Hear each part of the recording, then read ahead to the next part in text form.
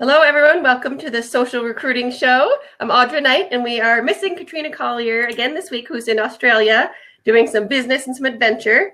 But we are again co-hosted by Katrina Kibben from 3 Ears Media. So thank you for being back, Katrina. And I'm excited today to talk to the CEO of Link Humans, I said it right, Jörgen Sundberg. I've been following you since really as soon as I got into the industry. I started listening to, watching the blogs for Undercover Recruiter, and now I'm a big fan of your podcast. So I'm excited to talk to you today. Welcome, Jörgen. Well, thank you so much for having me. It's an absolute pleasure to be on the show. Thank you. Can you tell us how you got into this space, what kind of where you started, and then maybe what you're doing now with Link Humans? Well, okay, so let's define the space. I guess about 15 years ago, I left my native Sweden. I wanted to spend a year in London just to explore a bit, and I decided I wanted to do a sales job because that was an easy job to get, and I didn't know there was something called being a recruitment consultant, which is quite a big sales category in this country, along with perhaps selling real estate and those type of things.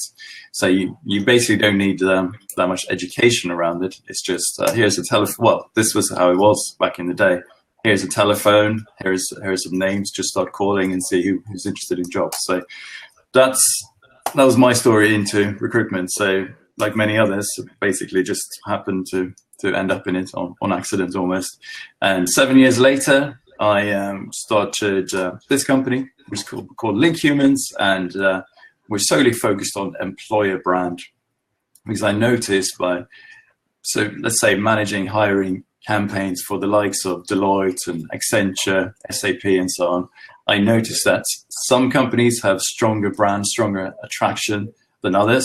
Sometimes when you made an offer to a candidate, they would turn it down, not because of the salary, but because of other factors. So I thought, okay, there's something there where we could actually try to help these companies become more attractive by not specifically by advertising or marketing, but actually trying to work on internal things to improve the employer brand equity. So that's where we are. And also, when I was still a recruiter, this is a long intro now, when I was still doing that, I started a blog called The Undercover Recruiter. And that's how some people will know me. And it's a blog that's just been growing ever since. And perhaps features a lot of contributors from all around the world, just trying to be a useful source on modern talent acquisition and recruiting. I'm going to stop now. Yeah.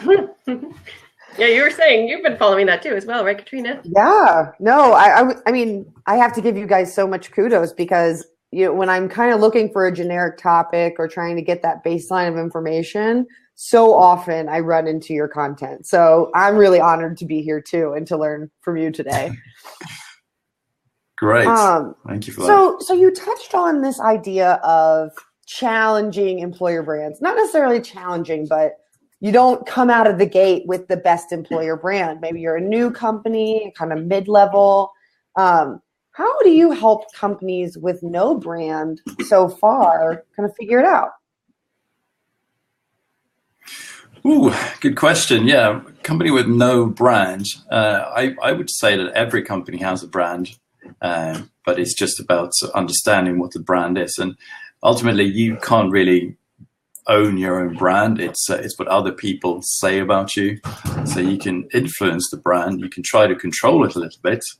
You can try and spread positive messages around it. But I think a place to start for a company that hasn't really defined or uncovered their own brand is really to do some research, and that doesn't have to be cost a lot of money. It could just be about a focus group internally, talking to people, just saying, what's the good, what's the bad, what's the ugly about working here, and try to build a picture around why people were attracted to the company in the first place, what keeps them here, and if they left, would they consider coming back, and those things, and then try to pull that all together and present it in some sort of an EVP. So that will be probably a very basic EVP, but you've got to start somewhere.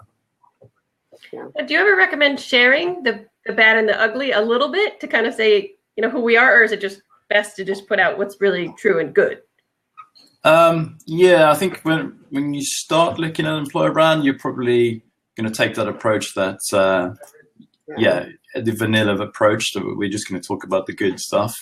But as you become more sophisticated and you realize that perhaps you're getting too many applications or you're getting the wrong applications, then it's more about being honest with people and saying, okay, this is for some people, it's not for everyone. It's better to target that messaging to the 20% as opposed to the 100%. It's more cost effective, and it just saves everyone time and grief as well, because ultimately your candidate experience, your employee experience is going to suffer if you're telling tales in your EVP that don't really match up with the real experience. So how do you deal with something, I call it the bureaucracy of truth. So I've worked with a client where, literally hundreds of hours of interviews, boiled it down, brought it to them, and they were like, no, I want to use my words. I don't like that word. And mind you, these aren't words that there was no creativity in the word selection because it was plucked from a vocabulary analysis, right? So no fluff, and still they're like, no. How do you show people the importance of the truth when it comes to EVPs? Yeah, so ideally, if you have an executive sponsor from day one, you don't really want to get to that juncture where some people say, you know what, we don't like the look of this, and we're not brave enough to tell the truth.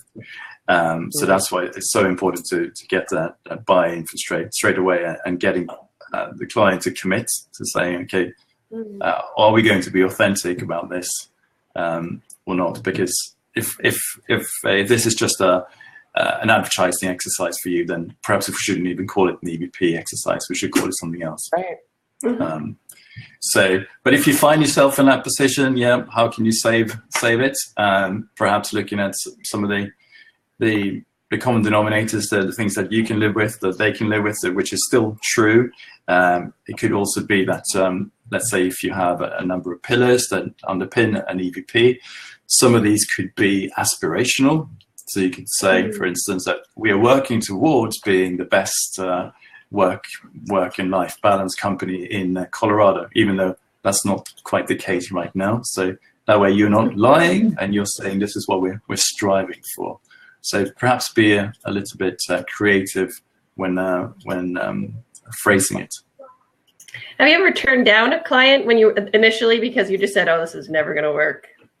Like, because they maybe weren't on board with authenticity, or maybe not for that particular reason, but there are certain signs sometimes with clients they mess you around too much, or they just don't seem to know who's calling the shots, or just there are telltale signs sometimes. And I think if you realize that they're going to be difficult to work with, even before you started a project, then you can just imagine 6 months, 9 months down the line, where we try to launch this EVP, which we're really happy with, and it's going to be a nightmare. So you might be better off staying away from that one.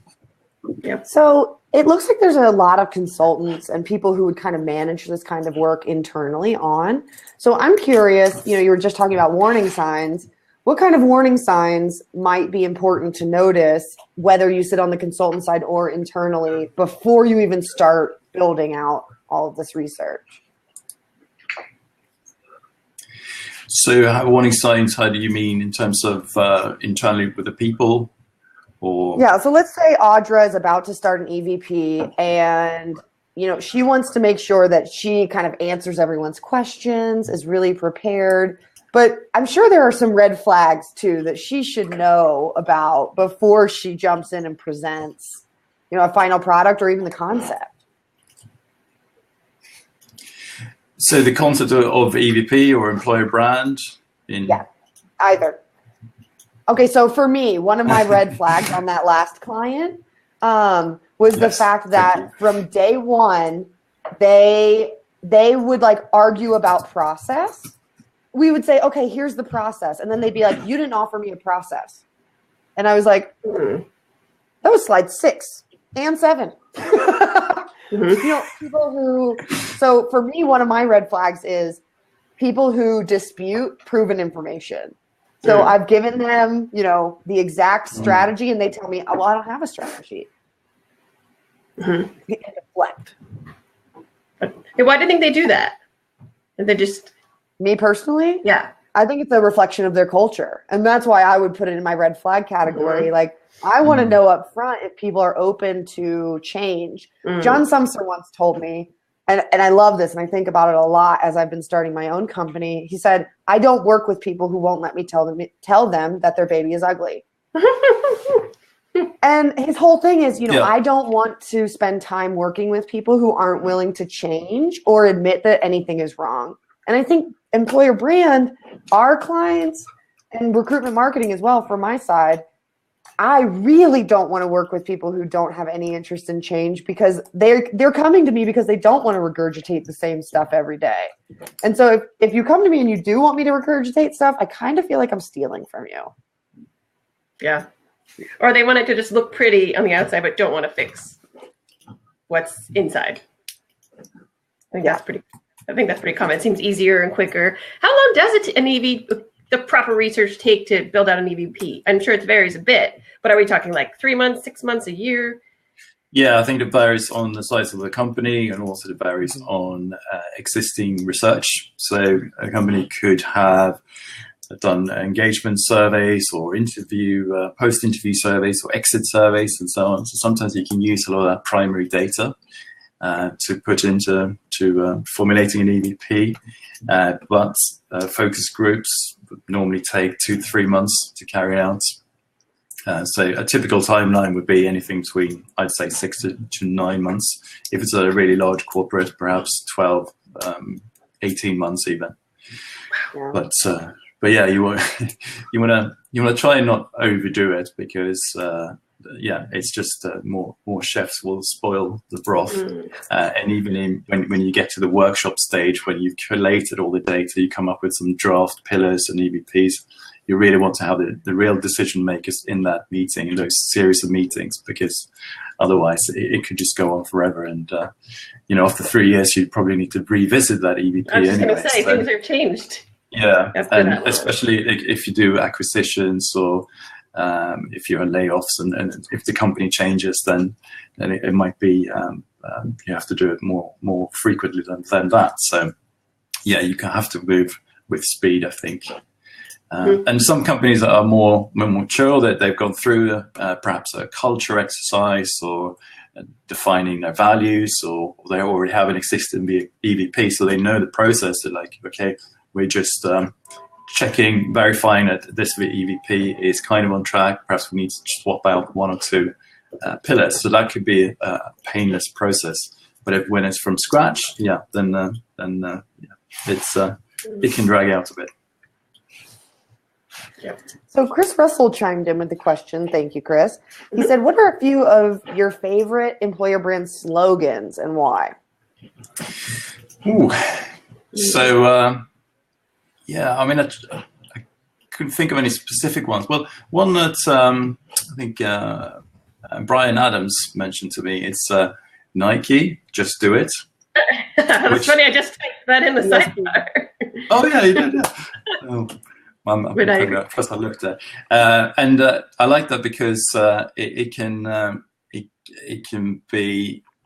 mean a lot of different things to a lot of people. It can mean just do it, just go and run in the forest, or just do it, shoot some hoops or whatever, or just do it, pursue your career with Nike Corporation.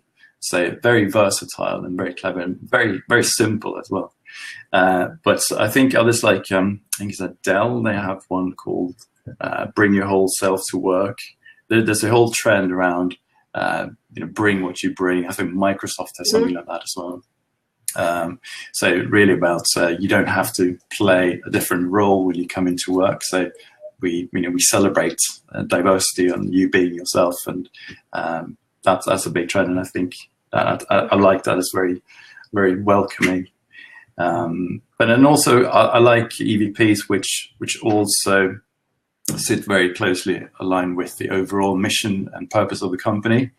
So Microsoft, for instance, I think their overall one is empowering millions of people to be more effective or something like that. And then EVP is be the one that empowers millions of people to be more effective. So it's very, very simple. And I hope they didn't get charged too much from an agency to come up with that one. But something that really tightly. Like, what's the word count on that? Do they get paid by the word? Paid by the word, yeah, too much. Yeah. But so it ties in, because I think if the EVP is widely different to the overall mission, then it's going to confuse some people. Maybe not HR and recruiters, but others. Yeah. What are your my favorites? background's in technical copywriting, and so I've done a lot of this, none of which I can share right now because I'm still under an NDA. But I really agree about kind of bringing out the mission, but also 9 times out of 10 when I would be writing stuff like this, there would be a sentence that I would get locked into from some interview, right? Someone would say, this one little like sound bite, and I would nuance and kind of work with that sound bite to make the punchy, beautiful, marketing ready kind of copy. But I mean, it was like 90% of the time that information always came out of the interview. And that's why I struggle with the idea of employer brand agencies who only do digital interviews and don't do any in-person conversation interviews. Because I feel like they miss out on a lot of that information. That makes sense. And the tone, if you're just typing, I feel like you miss a lot of tone. Do you record them? Yeah. That's a good idea. Actually, we would transcribe them verbatim. Because that gave all of the content to be able to pick out exact words, be able to tell you how many times you said it, right? So if you already have it in text, it just translates better into the data. Yeah.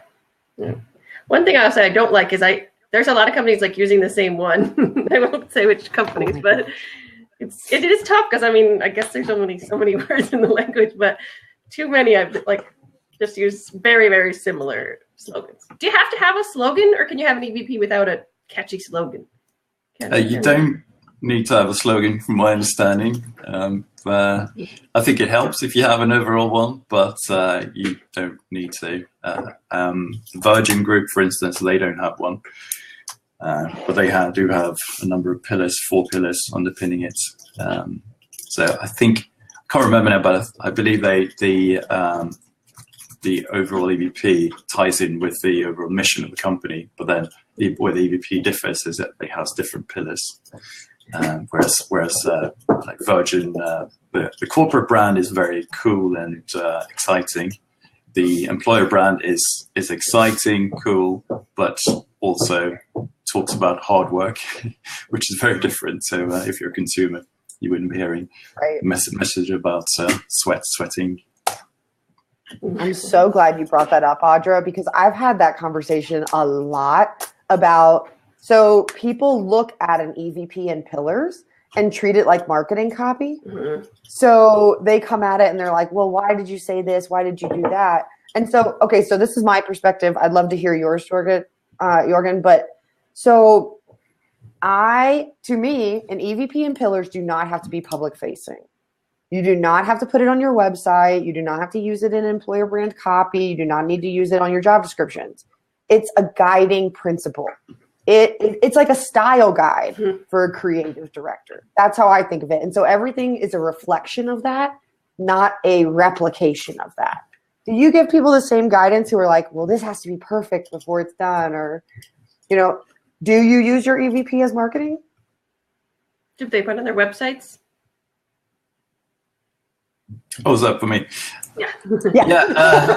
I think you can do that when essentially what you're doing, if you're selling your people in a way, in a nice way. So let's say you're EY or PwC, and you are essentially your consultants, you are your people. That's the product, that's the service that you've got. Then it's all about, this is the type of people we have here. But yes, absolutely. I think an EVP can be internal. I think I'm not sure if I would advise to say, okay, this is top secret. We have to keep this internally because it's going to get out at some point. But another perspective on that is that an EVP, I think, should always be launched internally first. So you get the buy-in from the organization, so that the employees feel that they're really part of it.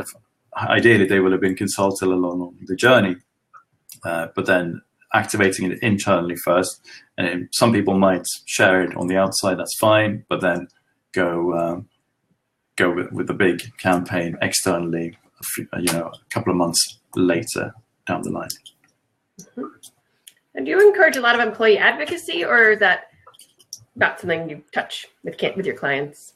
Yeah, absolutely. And I think it depends on a variety of factors. So which industry a company is in, for instance, and also how sophisticated they are with social media, and also level of trust. So how much they trust their people to share the right things and so on. So I think a great place to start with employee advocacy is just to do simple training sessions, encouraging employees really to share things, and doesn't necessarily have to be about the company and how fantastic we are. It's more should be really about talking to the employees, saying, here's a way for you to build your personal brand in your industry. That's going to benefit you and your career. And as a byproduct, that's also going to benefit us. And hopefully you will want to share some things, product, services, perhaps news about the company. So to me, employee advocacy is hugely important. And it's kind of part of employer brand, kind of part of social media and communications. It sort of sits across a few departments there. But if you get it right, then you can get a lot of impact, a lot of eyeballs on social for essentially not having to pay much. So yeah, super useful. Absolutely. Yeah. Or you can hire the vendors. I don't know if I'm such a fan of that, because I feel like the copy is. There's some benefits for sure, making it easier, but I worry about sometimes the copy being all the same, and it's just you're just spitting out the same stuff sometimes. What do you think about using vendors for that? Yeah, so I think employee advocacy is not a technology. It's a mindset. It's a methodology. So technology can be utilized when you want to get scale. So let's say you're IBM, you have 300 or 500,000 employees.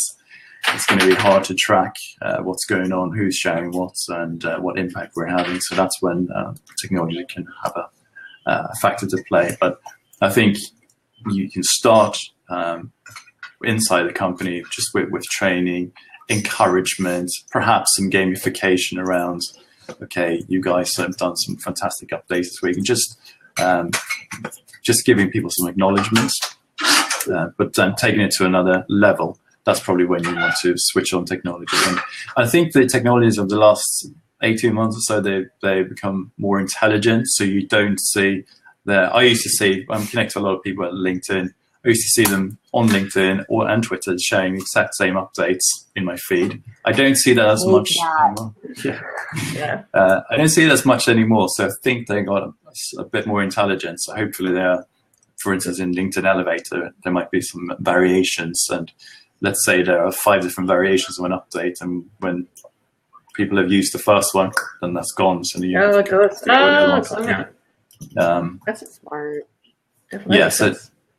So yeah, it's an interesting space, and I think if you're working in employer brand or recruiting, then if you have forward-thinking social media people that want to harness employee advocacy, that can be super successful for everyone, I think. Are there any tools or like tech that you do recommend when it comes to managing execution and measurement? I know a lot of people struggle on the measurement side, like what's the bottom line, I guess, for advocacy? For advocacy, yeah. So, in terms of tools, there is a European one called Smart, which is pretty good. Doesn't cost that much, to my knowledge. There's one called, there's Dynamic Signal, VoiceStorm. That's probably the Rolls Royce of employee advocacy. Very good. Hootsuite have got one. and what's the other one? I was thinking this. Well, Sociable with two B's. Yeah, that's one that the Microsoft use.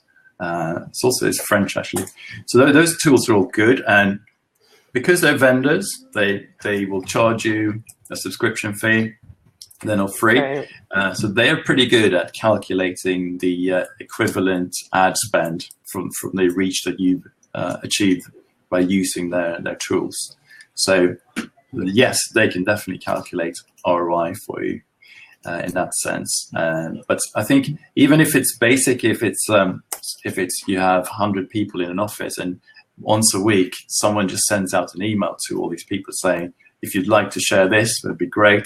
Here are 3 different updates, but just use this unique link here, and then you'll be able to track it. Let's say it's a bit.ly link, so then we can track how many people have landed on that career page or this landing page, and from there we can then see how many people applied. So yes, it can be measured for sure. And I know some companies too will like give points for people who share. They have their little like advocacy login pages, and for every share you get a point, you get put on a scoreboard, win prizes. What do you think of that versus kind of the organic approach? Yeah, I think if you look at the people who already share on social about your company, it would typically be people in HR, recruiting, sales, and marketing probably. But to get the other people working in the back office or in products and so on, then perhaps there are other levels you have to pull, and that could be gamification. And I think gamification works for some people, doesn't work for everyone. So if anyone has done the tour at Zappos, you'll know that that they get these Zappos dollars, which they can then spend in the Zappos shop. So you have to buy like a hat that says Zappos or badges and stuff. And some people think that's awesome. Others don't. I mean, me personally, it probably wouldn't work, but it's one way of getting people involved. But I think another challenge for these vendors is that let's say if you open up your iPhone, you probably have about 100 apps in there, and these vendors are trying to tell companies that we want your employees to download one more app, and that's going to be the app that they open every day, every morning, every lunch break, every evening. You're competing with Instagram and WhatsApp and all those. So it's tough. So yeah, I suppose you have to work all angles. Yeah. And on that note, I am so anti-app. I get, like, a few years ago, that was a great idea. And now, exactly what you said, they're fighting for space. Most people don't have extra space on their phone. Me personally, I have to delete stuff on my phone every single month. Go through and delete phones, delete apps. Are you iPhone? Emails. Yeah. I just switched for that reason. It's old, right? Like, but I have no faith in apps for engagement. You have to switch to the Google Pixel. It comes with like 3 things on the home screen. That's it. Nice. Awesome. Yeah. My fiance just got one. Her pictures are incredible. The Pixel is great for video too. If you're doing any kind of like DIY on the spot video, it just looks so much better. Yeah. Actually, speaking of video, do you help clients with content, or is it more like you set them up with EVPs and then they go on their way? Yeah, so we do. We work with production companies around content, so creating whether it's films and videos, and we work with other tech partners to build career pages and all those bits.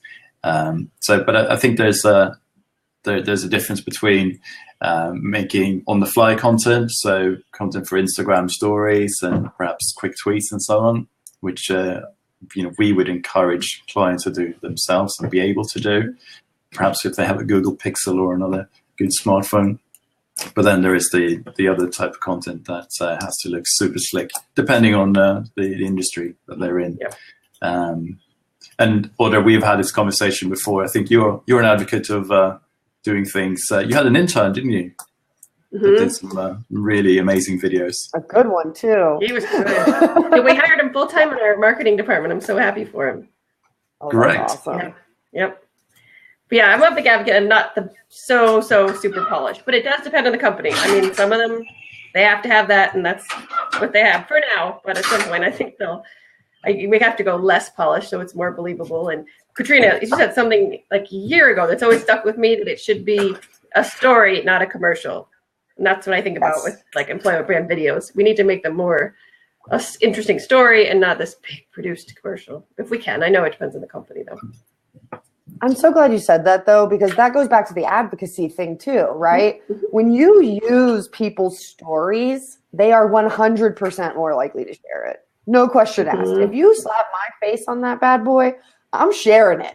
You know what I mean? Like, if you put my best friend's face on it, I'm sharing it. You know what I mean? And I think you could even use video as a little bit of a pulse check in a department to see how engaged that department is. Because if you kind of find the golden child of that department and you do a video with them and you see sharing or you don't, I think that's a little bit of an indicator of like, this department's in, this department's out. They do a ton of surveys and stuff too, but I think that'd be a fun way to kind of, like do a little competition maybe for one video per department. Whoever gets the most shares. Yep. I've definitely worked at companies. And I think that's also and I think that's also when you can use the life at hashtags. So I think it's like life at Kohl's, the department store, which I've never been to. I've heard of that one. Check it out. Or Life PA. Rachel started that one. Yep. Adobe Life. Yeah, lots of them and sometimes they almost have like office battles. So like, this is the birthday cake for such and such, and we had 100 shares. But this is the charity run for these guys, and they had 200 shares and so on. So I guess that's employee advocacy in a way, but very much organic and user generated. Yeah, employee generated company. Yeah. It's like it's a gold for a marketer, free content from employees. It's like heaven if you can get it, but sometimes it's a challenge, at least I've found. Good question though. All right, so you want content from employees. How do you help a company kind of build that model? Yeah, good question. So I think it depends on the situations. And so you mentioned that you found, I can't remember the word you used, but let's say that there's usually a few people who are fairly socially advanced users already. So it's about identifying the pioneers, perhaps, in different departments and encouraging them to share and to show the way, perhaps capturing their own content. And also another important aspect is to make it clear that we are not expecting everyone to do videos, for instance. Some people love videos, consume videos. Others like podcasts. Others like reading stuff. So it's all about producing the type of content that they are comfortable with. And also, I think another challenge is that if you've been in the same job for 3 years, you sit in the same office, same people, you're thinking, okay, nothing could be more dull than this environment. Why would anyone want to see this? So you have to break out of that mindset and remind yourself that people on the outside or the other departments and other locations, they don't know what's going on there. So they want to see that. And sometimes that does work. In other cases, it could be a case for having a roving reporter going around and perhaps pull out those stories from people, someone who can spot the story, or even if it's just a day in the life of type of footage, just try to make it interesting and useful to whoever's viewing it. So lots of different ways to do it. Yeah. What if it really is really boring in your office? Should you just show that? Because some people like boring. Some people want bring out that honesty. Yeah. Well. Yeah, some people want that. There's a pot for every lid, right? Well, it was nice and calm, de-stressing, and some people might be looking for that, so stability and all that stuff. So, I think it ties in with authenticity. So yes, you shouldn't, which Instagram is probably not the best place for authenticity, but you want to try and show what it's really like on the inside. And see, so I was thinking about boring, right? And so in my head, I'm picturing this like cubicle farm of people, and then having one head kind of pop up and be like, da, da, da, da, da, or something, right? And it's like, most of the time it's pretty quiet around here, but we know how to have fun. And then you can talk about some of the other stuff you do that does support that life while still kind of framing it around like, this is most of the time. And this is, these are the perks. But I think for me with content, I always fall back to it has to be really easy and you need a lot of examples. Because people are very unlikely to create content if they don't have something to kind of base their idea off of, or something like bounce, say, oh, I'm going to do a video like this, or I'm going to do and multiple content types, like you said, because you're right. Certain people are just not going to do video. Mm-hmm. And it probably is an entire department of people in your company that will just not do video. Mm-hmm. Right? I can think of a few. We've all been there. Right. And it has to be stupid easy. Like less than 4 clicks, takes up less than 10 minutes to submit, and has some kind of reward attached to it. Like easy, easy, easy. What kind of reward do you need? So I've done everything from you get a $5 gift card for submitting content. Like I would buy you coffee if you helped me anyway. So here's a gift card just for submitting. Or tchotchkes. Like if you're the events person, which I have been before, and you have, 30 extra t-shirts, first 30 people to submit content get X. Something like that motivates timeliness too can be really helpful. Yeah, that's one challenge. Just time. I feel like R&D people are like, yeah, I'd love to help you, but I'm just busy. And that's understandable. So breaking through that is a good idea. Maybe that roving reporter thing could work for you. Just, like go there for a day and be like, I'm going to be wandering. Expect it. Yes. But same with like not liking video. Like I'm not very good at writing. So for me, it'd be, you could interview me and then write it for me. Then I could help you with content. You know what I mean? Just depends. Yeah. Like, but if you want a video, I'll give you. Well, it just depends on the person and what works for them. I think that's important. Yeah. So what's next in employment branding in like 2018, 19? Any things you think is gonna change or? Yeah, good question. I think more technology, obviously, more personalization. So telling different stories. I think perhaps more on the recruitment marketing side, but having different funnels where people going, okay, you're an engineer, you're going to be seeing these pages on our career sites. So much more individual approaches. What else are we seeing? I think also a distinction. I think recruitment marketing is really coming on strong. So Katrina, is that your thing? Yes. Yeah. Yeah. A good place to be, I think. But also looking at the difference between employer brand activation, which is more about awareness and saying, have you considered us as an employer? This is kind of what we do, and so on, versus more recruitment marketing, which is bottom of the funnel. So, we try to push you over the edge now. Let's just click that submit button, sending your CV, we'll put you in the process. So, so thinking more of a marketing funnel. So more sophistication around that. And I think measurement as well. So a lot of companies have been dabbling with employer brand for the last few years, but now it's become more of a strategic function. And for a strategic function to sustain itself, it has to justify some good ROI. And that's something that we're working on here at Link Humans.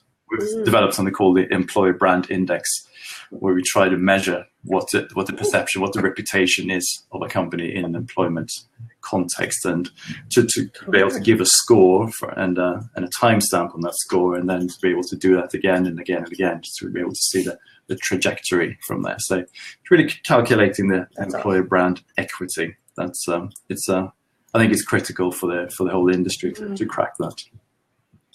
Yeah, I saw that on your guys' website. I love that. I love being able to give a timestamp and have data and be able to kind of replicate over and over again.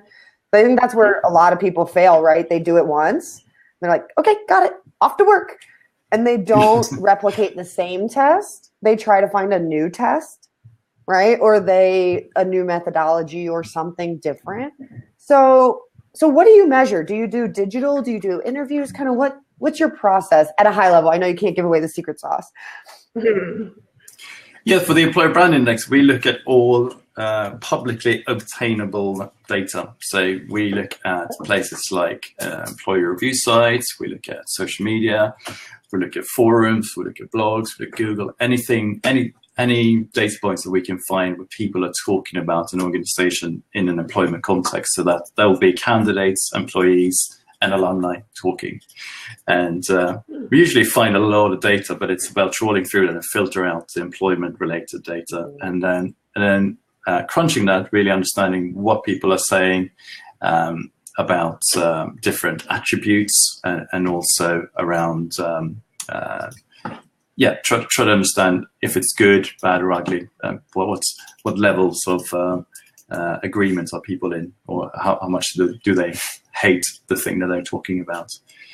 So there's a lot of algorithms that go on happen behind the scenes, but essentially it's a lot of data that we trawl through, and then we do have say again. So it ends up with like a score, so you can Yes. measure that up and down. Got it.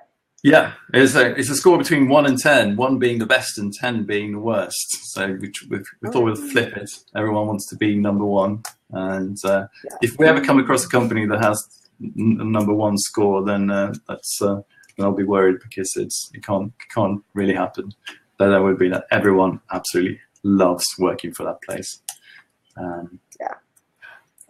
So yeah, it's I've just from running the employer branding podcast, I've realized that that's where there's a huge gap in the market, that people don't really know how to measure employer brand. And I think it's a real shame, because then we can't benchmark it, and we don't know what good looks like. And then when the CFO knocks on the door, then we might be in trouble. Mm-hmm. Out of curiosity, who's had the highest score, if you can share that? I can't share the actual name of the company, because they pay us money to do this. But let's just say, some very big companies. I could say that. Traditional You just can't tell us that. That's the answer. Yeah, you can't. So the bigger ones generally have a better score. Big traditional companies, much better than expected, and surprised us and them. Yeah. Do you think it's because there's more information, so your algorithm probably gives them a little bit extra just based on volume? No, this is not about reach or volume. So it'll all be divided in the same proportions, so that would not be a factor in it. No, it's I think, I don't know, it could be that if the company's been around for 100 years, then it's sort of it's just ingrained in people that they are a good, sustainable business, and we believe in them somehow, subconsciously, perhaps. I think Interesting. That's a See, now my wheels are going. I'm like, but how? Well, I'm probably think. So my intuition would tell me that people really value the safety of a big company, right? So they value the security of it. So inevitably, if you have at least the perception of security, it would increase a perception of happiness, because security is kind of the part of our hierarchy of needs. Having security kind of, see, this is my nerd. Yeah. This is nerd talk. But then there's all those negative things that come with having a company that's super secure. There's all these processes, and you can't make quick change. So it depends on who you are. We're back in that boring office again, I think, with the cubicles. But yeah, it does speak to some people. But we see when there's stability for a company, then perhaps one of the other attributes, we have 16 attributes we work with, such as career opportunities, might not be the best, which means some of the really ambitious people, the ambitious people they realize there isn't much of a career to be had in this business, so they leave after 3 years, meaning the people are not so ambitious. They're the ones to stay because of the stability. So that's another, like almost an inverted employer brand issue, that we're retaining sort of the wrong people, and the good people are shooting off after 2-3 years. So that's something that we're working on with another company on. I read a really interesting article about that this week, actually, about how, there's always been that perception. So I'm doing Lori Rudiman's podcast next week about fixing work. And she and I have been talking about these kind of, I call them the fallacies of work. So I have to stay in a job more than 3 years or I'll look like a job hopper. I have to have a linear career progression and my job titles have to make sense for anyone to hire me. Fill in the blank of all the things we tell ourselves about work that we have to do. And that there's actually a lot of research right now that job hoppers are your highest potential people, because they're the people that kind of won't settle for the next role. It was a Fast Company article. You have to keep improving. Okay. Right. So that job hopping is more of a reflection of the pace of the company that person was working at. And in return is a reflection that this person is probably a high potential out of that person. It was just really interesting how they kind of matched back that information. But it's hard because couldn't it go both ways, or they just job hopper because they're flaky? Right. It could go both ways. Yeah, and I think it's interesting that you say 3 years. Is that the norm in the US? I always hear that. Yeah. That's you should stay at a company for 3 years. That's what I always hear. Okay. But I think that's changing. I think so. Yeah, I think like here in London, if you're young, if you're the second jobber, then if you stay for 1 year, that's an achievement. But then places like Germany, you stay for 7 years, or you're a job hopper. So it's interesting. Really? That's why I have such a hard time filling German roles. Probably. Yeah. Yeah, just different culture. Totally. Interesting. So let's talk about kind of one of your favorite cases, or something where people can hear a little bit about the work you've done in the context of a customer before we wrap up, because I know we only have a few more minutes. Is there a customer that you can share with us? I know I saw a few on your website, so there has to be a few. Yeah. Just kind of talk us through the problem, what you did. Yeah, I mean, what I can talk about is a German company, actually, a company called Hager Group, which is no one's ever heard of, but they are one of the world leaders in electrical components, and they're based in the deep, dark forests of southern Germany. It's a family-owned company, and that's truly a challenger brand in many respects.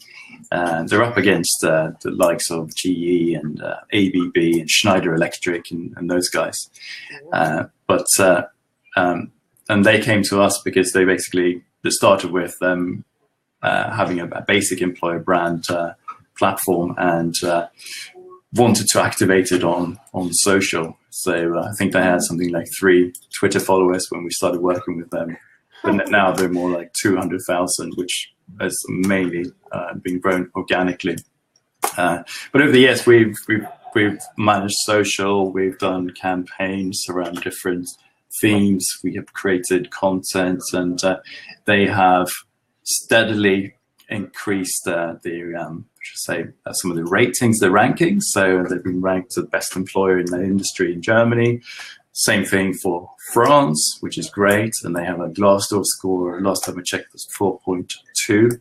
And I'm not saying that that's all of our work, but I think we have made it public. So we've worked with them to communicate what I believe that they always had a strong, nice culture on the inside, but now people on the outside, potential candidates, they know about it, and they do apply from different parts of the world, different parts of Germany and Europe. So that's a success story, and one that's very dear to me, because it feels like our whole positioning is all about helping challenger brands. So I know that we can add much more value to the company that's ranked 53 on the top 100 list than the companies that's ranked number 2, because they've probably already tried and tested most things already.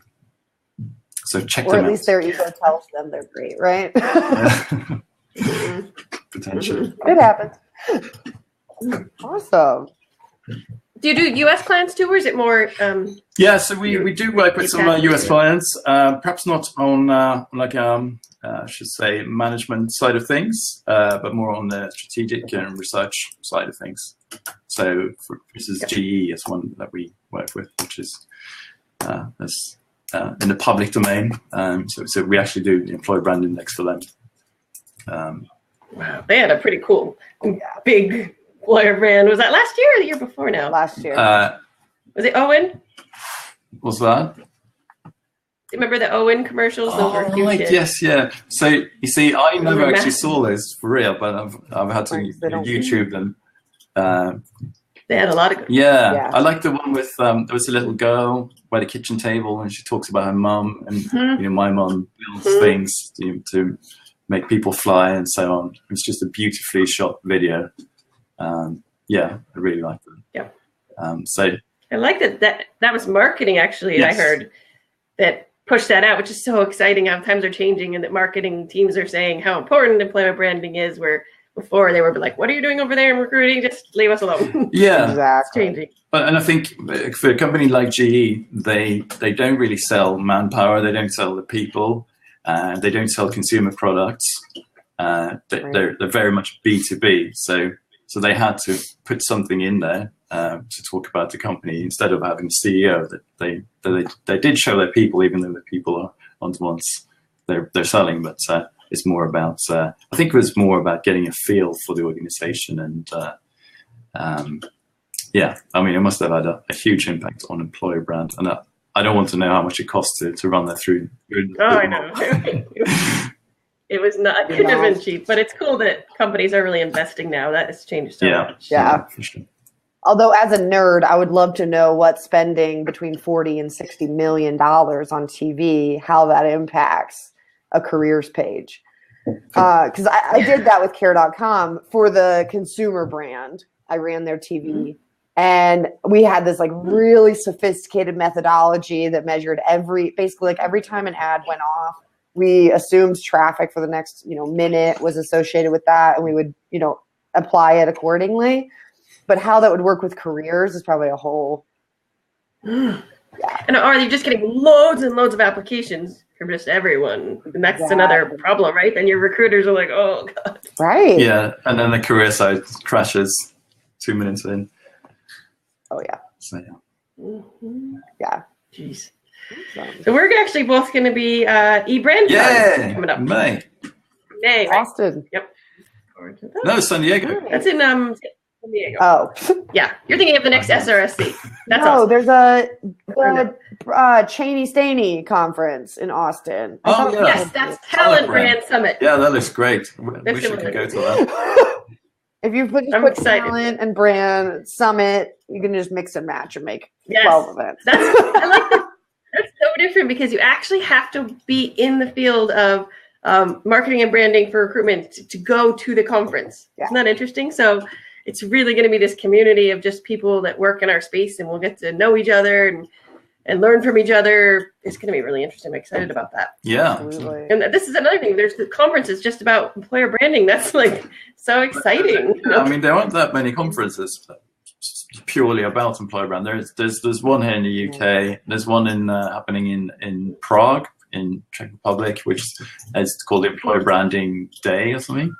It's quite a big event, and I think it's already sold out, happening in April or May.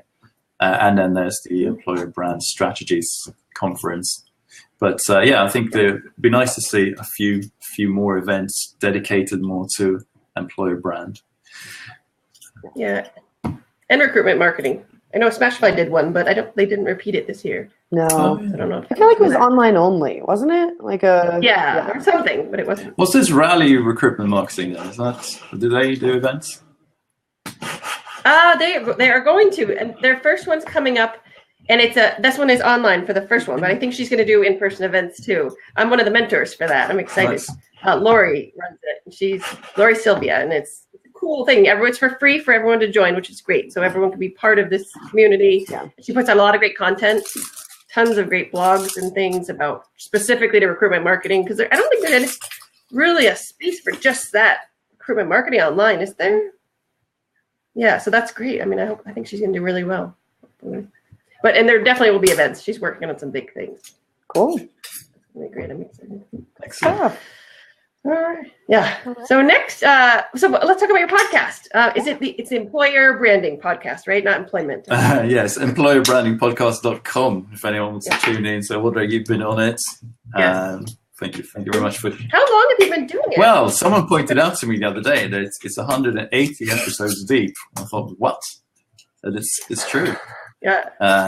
But yeah. The actual podcast, it started we called it the Social Media Know-How Podcast before. It was more about social media a few years ago, but then switched about 2.5 years ago. Wow, so it's more than 3 years. 3 years old. Yeah. So it's a weekly podcast. So there's a lot of chasing interviewees and scheduling recordings and getting stuff done.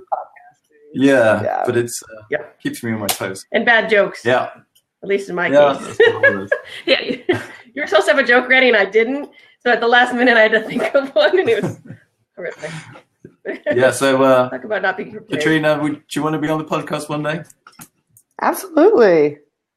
That'd be awesome. Awesome. There's so many things you guys could talk about. Endless topics. Awesome. Yeah.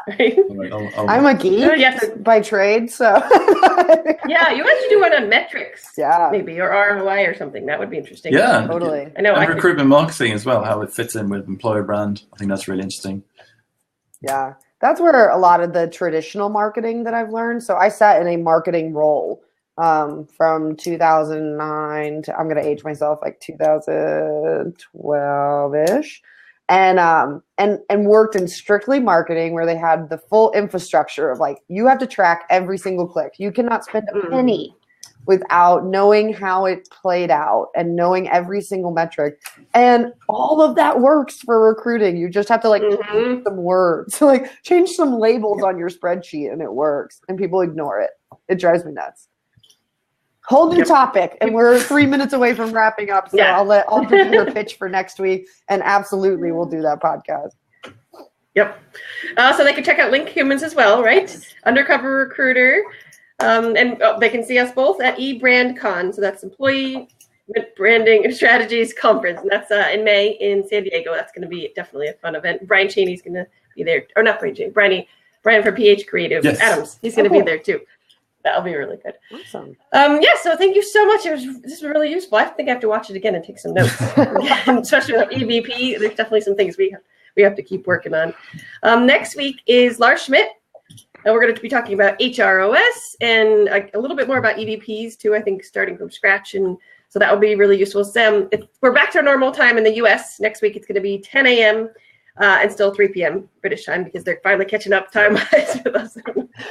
But thank you again. This was really great. Thank you. And I'll see you next month. Thank you so much for having me. All right. Take care. Thank you, Katrina. Bye, guys. Have a nice Of course. weekend. Thank you. See you next Bye. week. Bye.